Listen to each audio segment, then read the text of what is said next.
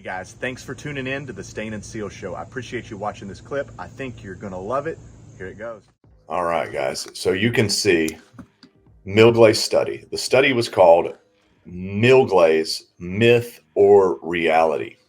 And it's a forest products lab by the USDA Forest Service that started this and did this study here. And the main guy, his name is Mark Navy. So if you're wondering how to say that, that is Mark Navy.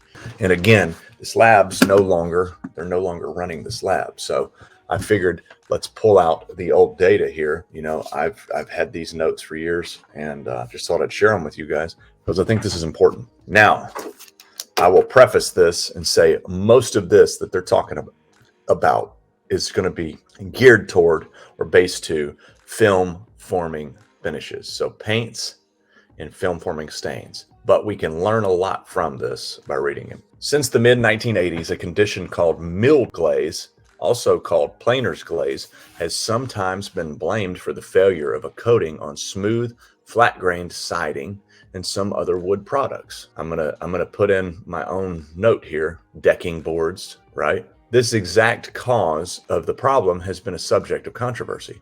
Many believe that the coating fails as a result of the planing and or drying process. They speculate that the milling or planing process overheats the wood and brings more water-soluble extractives to the surface, creating a hard varnish-like glaze.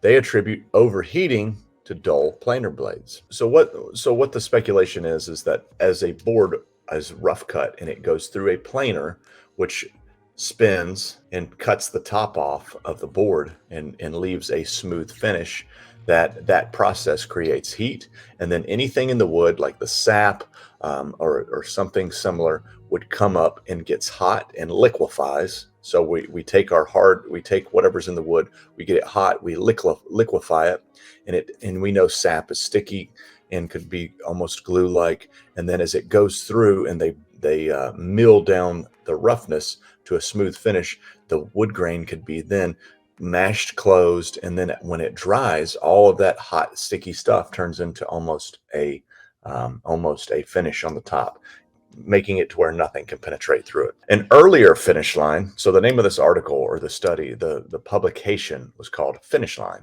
and that's exactly what we're reading here. An earlier finish line, Why House Paint Fails, described the problem of mill glaze according to reports we had received. We have tried to duplicate mill glaze failure in the laboratory. The tests have included planing lumber with dull blades at high feed pressures. We have been unable to obtain a glazed surface. Okay, so they could not recreate mill glaze in a lab. This does not necessarily mean that mill glaze cannot happen. It means that we have simply not been able to duplicate it in a laboratory. Although research on mill glaze effect has not continued at the Forest Products Lab, we did investigate a number of reported mill glaze failures. In all cases, the failures were readily explained by other failure mechanisms, including raised grain, degradation of wood surface by ultraviolet light radiation prior to painting, insufficient thickness of the coating system, improper surface preparation, and moisture problems. So this is very interesting.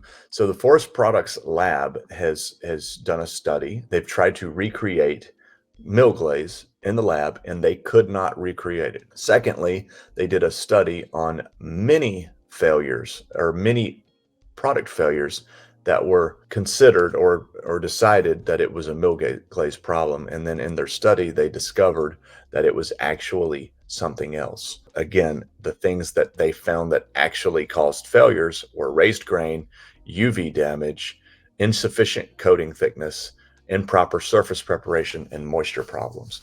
That sounds a whole lot like the problems that guys face in our industry.